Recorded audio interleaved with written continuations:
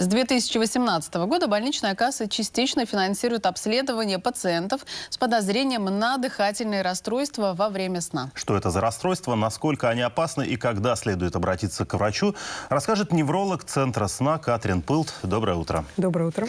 Доброе утро. Хотелось бы для начала выяснить, что такое дыхательные расстройства во время сна. Мы имеем в виду храп или есть какие-то еще другие расстройства?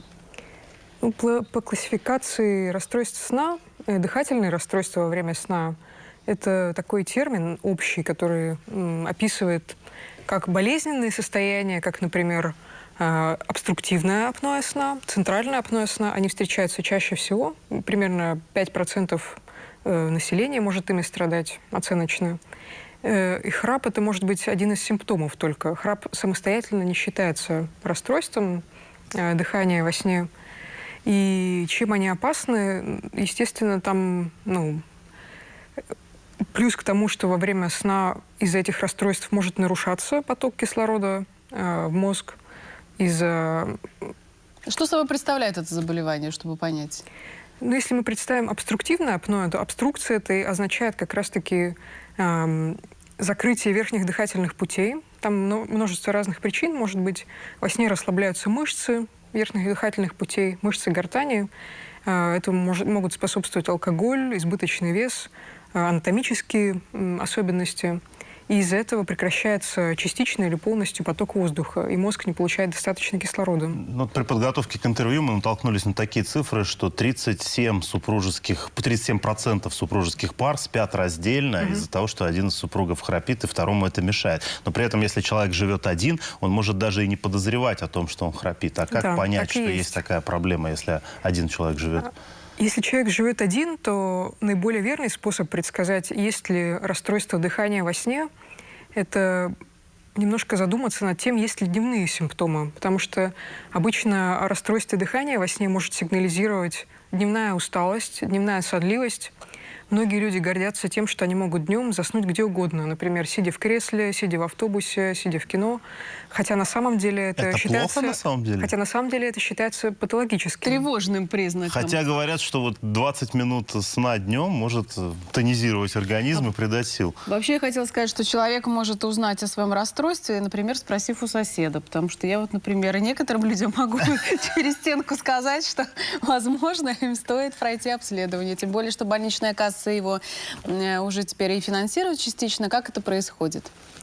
Это происходит так, что при наличии конкретных симптомов, например, храп, остановки дыхания во сне и гипертоническая болезнь, человеку, пациенту, больничная касса финансирует частичное обследование во сне, которое представляет собой полиграфическое обследование. То есть там представлены каналы дыхания, каналы сердечной работы и один из добавочных каналов, который может регистрировать либо работу мозга во сне, либо электроокулограмму, которая фиксирует движение глаз.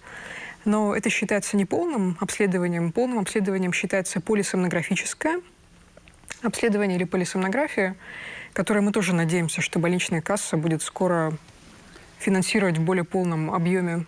Но пока еще не компенсирует ничего. Пока еще это компенсируется пациентам, у которых конкретные показания к этому, но, к сожалению, под эти критерии попадает очень малое количество людей из тех, которые на самом деле нуждались бы в этом обследовании. Хорошо, а вот полиграфическое исследование, чтобы на него получить направление, это нужно к своему семейному врачу обращаться? Да, к семейному врачу, и семейный врач, в принципе, может либо сам направить в центр сна, где такое исследование проводится, либо может направить к врачу-специалисту, например, пульмонологу, лор-врачу, неврологу или психиатру.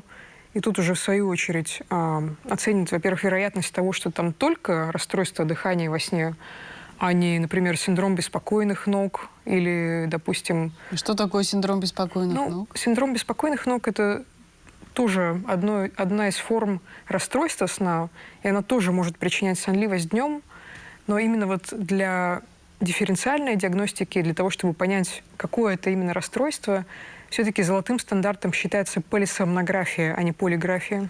А вот смотрите, сегодня есть очень много различных приложений для смартфонов, например. Вот у Лены часы, допустим, они умнее, чем я, да? Они умеют отслеживать все фазы сна там, и так далее и тому подобное. Вот насколько вы доверяете подобному устройству?